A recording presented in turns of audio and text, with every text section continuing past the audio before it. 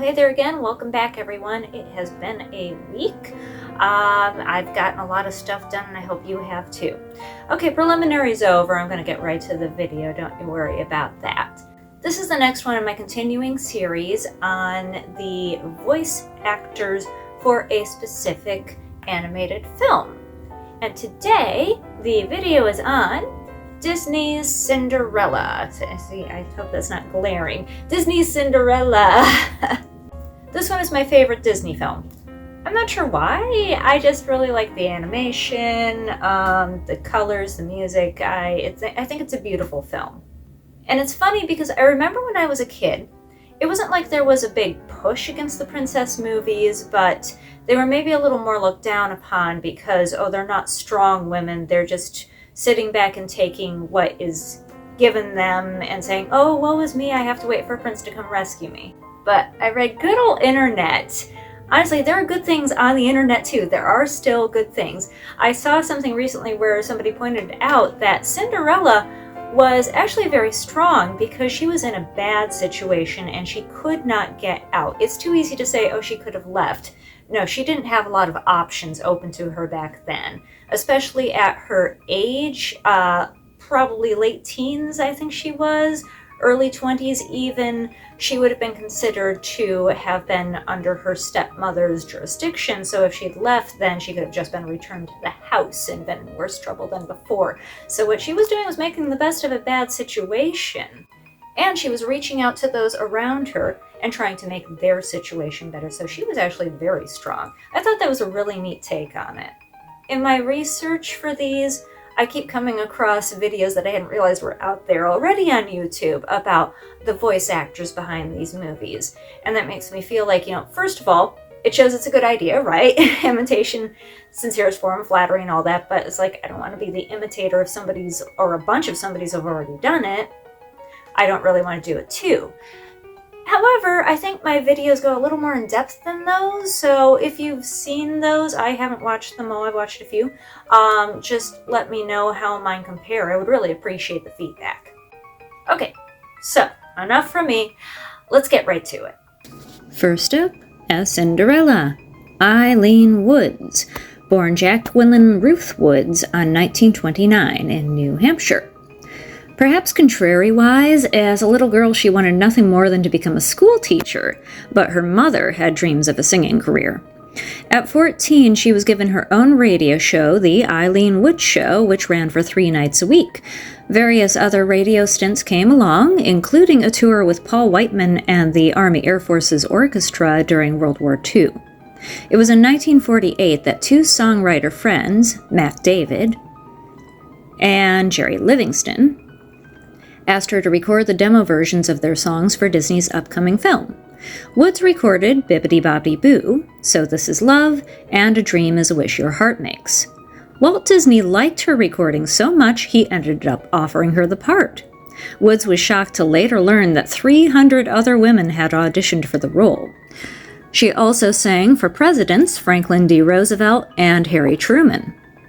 She retired from show business in 1972 and passed away in 2010 of Alzheimer's disease. Isn't Alzheimer's the worst? Really, that cancer, ugh. Jock and Gus. Jimmy MacDonald, born 1906 in Cheshire, England. Now, I already covered his biography in my Alice in Wonderland video. Do go check it out. He was the first head of Disney's sound effects department, and he also voiced several characters, including being the second voice of Mickey Mouse. Lady Tremaine. Eleanor Audley, born Eleanor Zellman in Newark, New Jersey, on November 19th, 1905. One of my personal heroes. What an amazing voice she had. Never married, Audley, like many of her generation, started on stage, getting to Broadway at age 20 or 21, sources vary. Then she found steady work on radio, playing many society ladies and or mother-in-law characters. Regular roles on notable shows include the radio version of Father Knows Best and the radio forerunner to I Love Lucy, My Favorite Husband.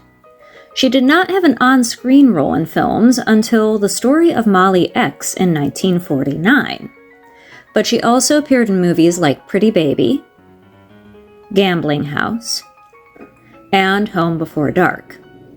She had regular work in early television, finding roles on single episodes of many popular shows, but also recurring roles on The Beverly Hillbillies, My Three Sons, and Green Acres, to name just a few.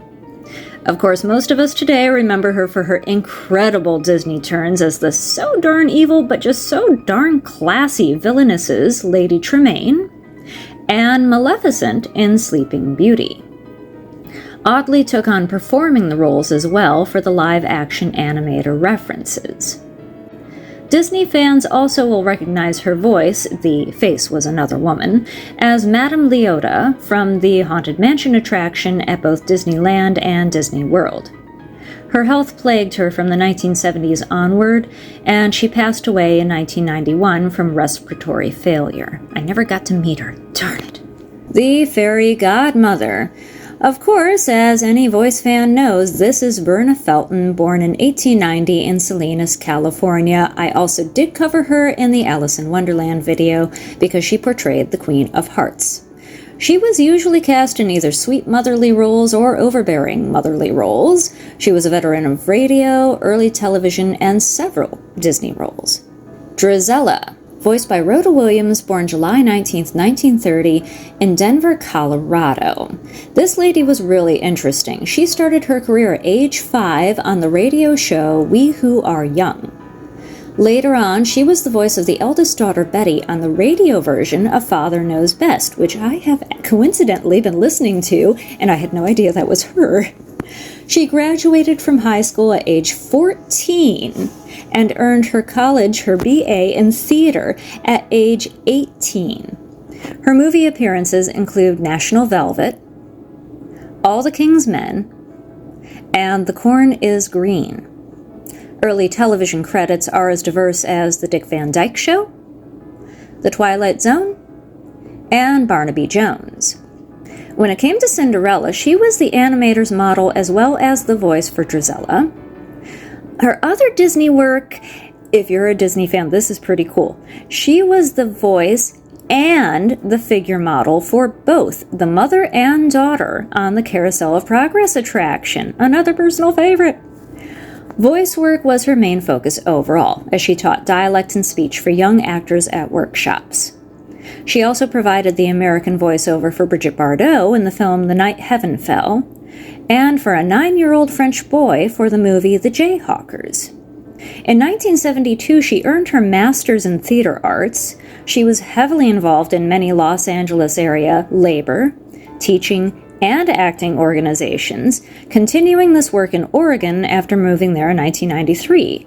She also continued to appear in Oregon theater until her death in 2008 from cardiac arrest. I can only assume she was exhausted. Anastasia was voiced by Lucille Bliss, born March 31st, 1916 in New York City. This is yet another one I will not spend much time on, as she did do voice work on Alice in Wonderland.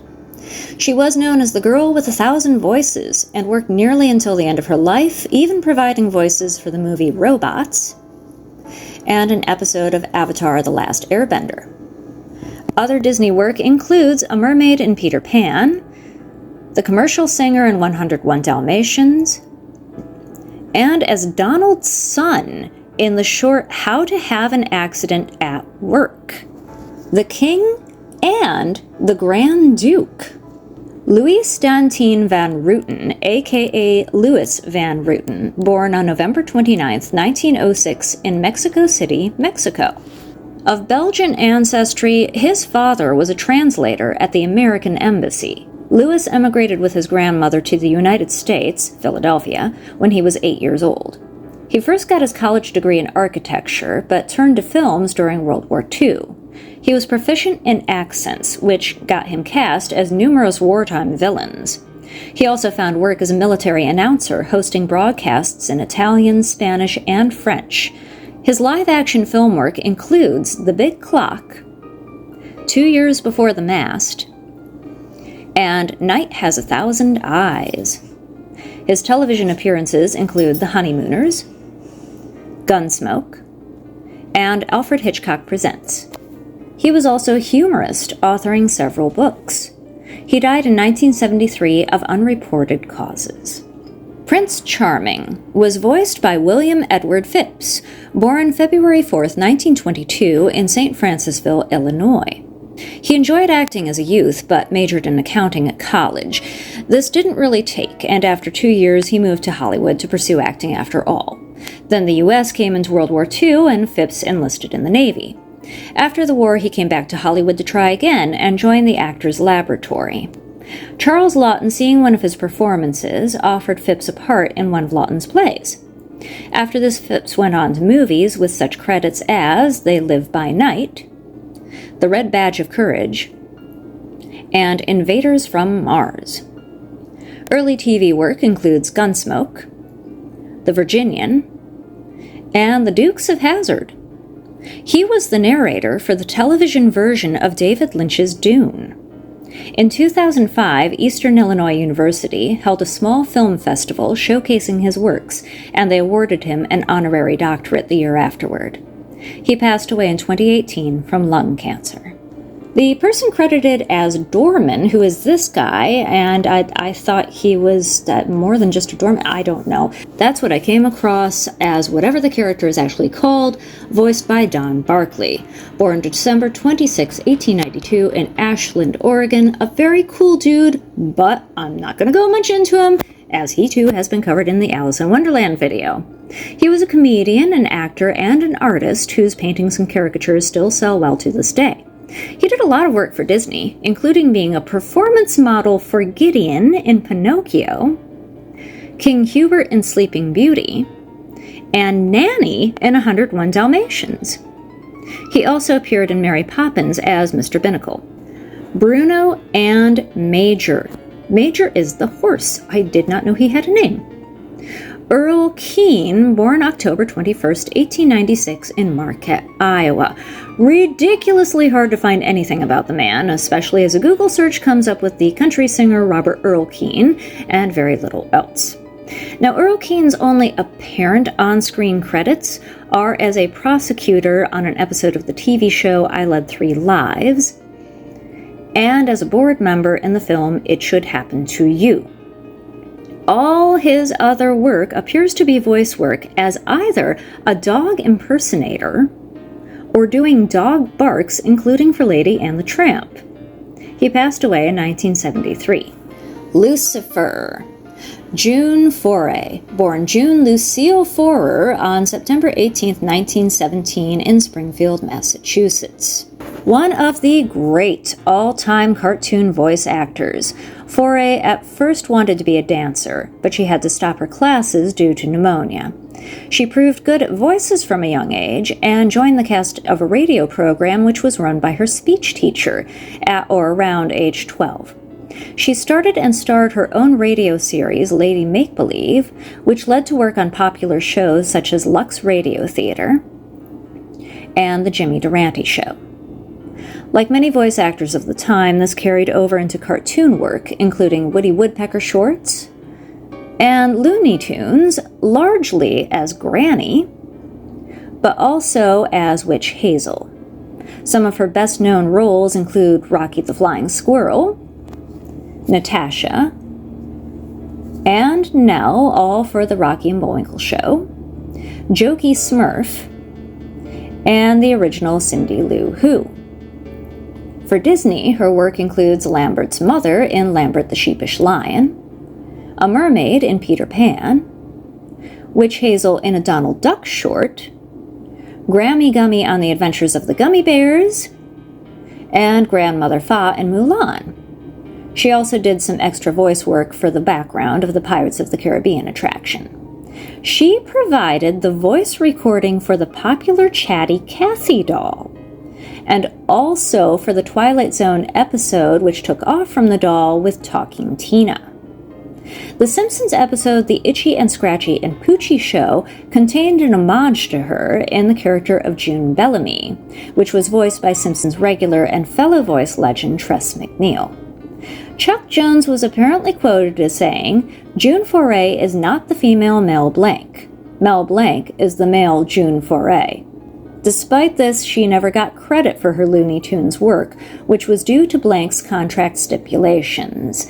She died in 2017 at the age of 99. Now we're getting into the mice. The mice are tricky because conflicting sources, again, I'm not sure which one is which. The main female mouse is listed as Perla and is the only female mouse with a specific name. I think she's this one. That is voiced by Lucille Williams, born August 3rd, 1906, in either Denver, Colorado or Nebraska, again competing sources. Her family moved to Los Angeles, but she then moved to New York City when she grew up to pursue her dreams of becoming an actress, finding work as a Broadway chorus girl. She began working in films in 1928, but then took a brief pause to tend to her mother's illness. After that, she appeared in a couple of comedy shorts, but then cut her career short as well when she met and married her first husband. She passed away in 1964. Okay. Mouse, I'm not sure which one. Conflicting sources, again, I'll get to that in a minute. Thurl Ravenscroft, born February 6, 1914 in Norfolk, Nebraska. I already covered him for the Alice in Wonderland video. Now, purportedly, he did the voice of one of the mice with the little hats. Again, conflicting sources. Another source lists Clint McCauley as all three of these little extra male mice who are named Luke, Bert, and Mert. Other Disney work I didn't mention for Ravenscroft last time includes voice work for not only the Haunted Mansion and Pirates of the Caribbean attractions, but the Country Bears, the Mark Twain Riverboat, the now-defunct Adventures Through Inner Space, Splash Mountain, the Enchanted Tiki Room, and the announcer for the Disneyland Railroad. Luke the Mouse, at least this one, was apparently voiced by Clint McCauley. I cannot find a darn thing about him other than one other credit for the Disney short Father's Day Off, where he was radio announcer number 2. Unnamed female mouse, voiced by June Sullivan, and I can't find a darn thing about her either. It's a real shame how these people get lost to time. But maybe she liked it that way. Who knows? Everybody's different. Unnamed female mouse number 3. I think it's this one. We'll just say it is. Helen Siebert, or Seibert. Seibert? Born August 12th, 1899. I do not know where. She worked in Disney's paint department for many years and was occasionally called upon to fill in random voice work. Her voices include the shorts Reason and Emotion, 2 Chips and a Miss, and Father's Day Off. She worked on the animation for Cinderella, obviously, but also The Three Caballeros, Lady and the Tramp, The Sword in the Stone, and The Many Adventures of Winnie the Pooh, among many, many others. Listed only as additional voices, and one source said it was this guy, was John Woodbury, purportedly born October 17th, 1947, and again, that is the only thing. The birds. Okay, this is really cool. Get this. Bird noises in Disney movies, there's whistling, and obviously it's done by a person. Marion Darlington, born November 7th, 1910 in Monrovia, California. She was known as a professional whistler. She started with an orchestra over the radio, leading to offers from film companies, and was often in demand to perform at concerts and parties. At one point, she gave whistling lessons on one floor of her little house while her husband gave trumpet lessons on another. She provided whistling for many Disney works, including Flowers and Trees, Snow White, Bambi, and Pinocchio.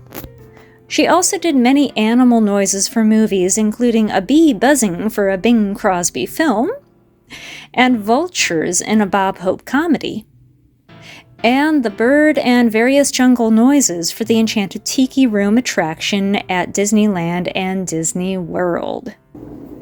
The narrator who we hear at the beginning and who never comes back, that always disturbs me a little when narrators start things and then we don't hear from them again. Betty Lou Gerson, born April 20th, 1914 in Chattanooga, Tennessee. She grew up first in Birmingham, Alabama, until her family moved to Chicago when she was 16. Once grown, she went on to New York City. She found work in early radio shows such as the First Nighter program, which, if you'll notice, has Barbara Luddy, who also did Disney voices, including Sleeping Beauty and Robin Hood. I just covered her a little bit for the Robin Hood video. Escape, and The Guiding Light.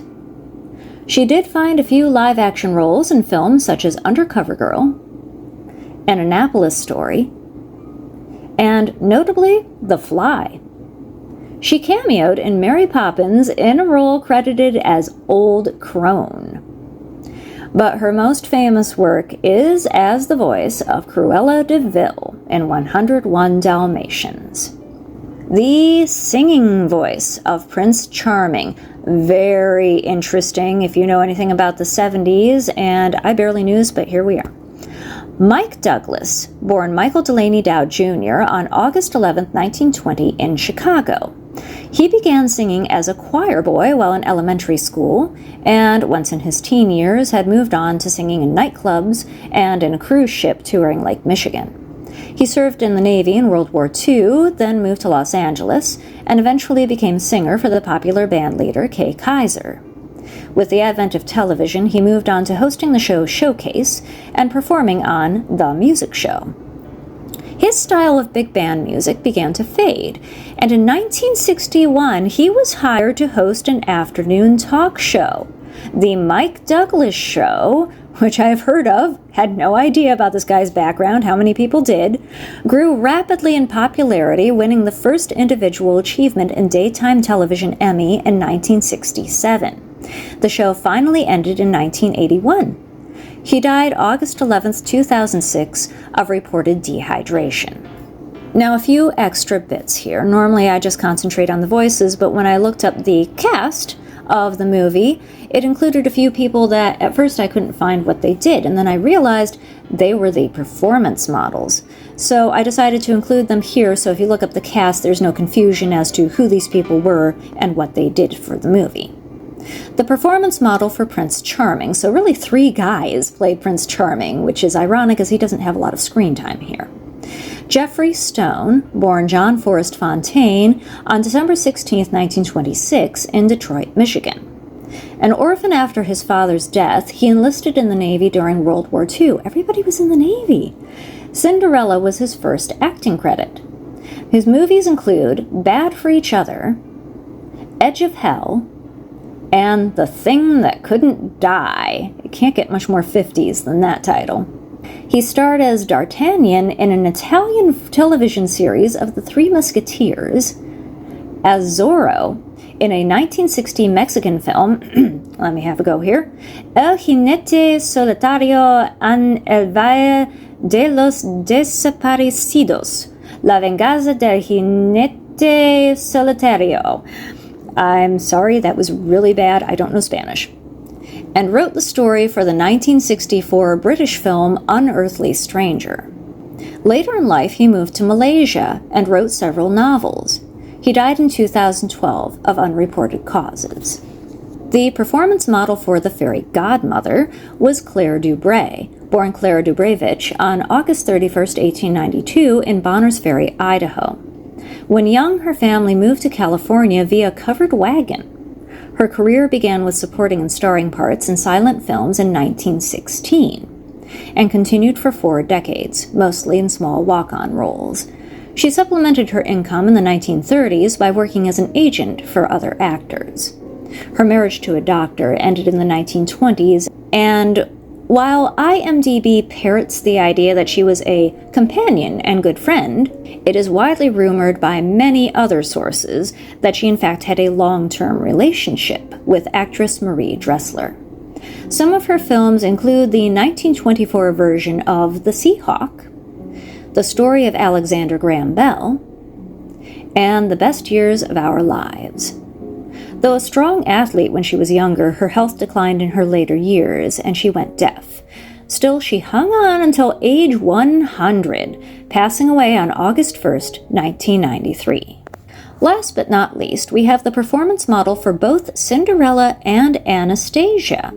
This was Helene Stanley, born Dolores Diane Freymuth, on July 17, 1929, in Gary, Indiana. Although her early years were largely spent in Europe, where her acrobat father was on tour. She was discovered on a tour as well, soliciting for war bonds. Her film debut was at age 14 in the movie Girls Town. Never able to really break out, her career consisted of numerous smaller roles in films like The Snows of Kilimanjaro, All the King's Men, and The Asphalt Jungle. Television appearances include stints on Perry Mason, Big Town, and Have Gun Will Travel. Other Disney work includes the character of Polly, his wife, on the popular Davy Crockett miniseries, and as the animator's model for Aurora in Sleeping Beauty, and Anita in 101 Dalmatians. She retired from show business in either 1961 or 62, and she passed away in 1990 of unreported causes. Okay, so that was it. Very exhaustive list, as you should have come to expect from me by now, of every voice and some of the other actors who were in or, contributed to the making of the Disney Cinderella movie. Well, the animated one, I keep forgetting there was a live action, which was a live action adaptation I actually liked. I recommend that one. See them both.